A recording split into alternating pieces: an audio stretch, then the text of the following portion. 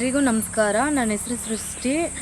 ಸರ್ಕಾರಿ ಪ್ರಥಮ ದರ್ಜೆ ಕಾಲೇಜಿಂದ Samruddhi Film Institute and SRK ಕ್ಯಾಪ್ಚರ್ಗೆ ಇಂಟರ್ನ್ಶಿಪ್ ಬಂದ್ವಿ.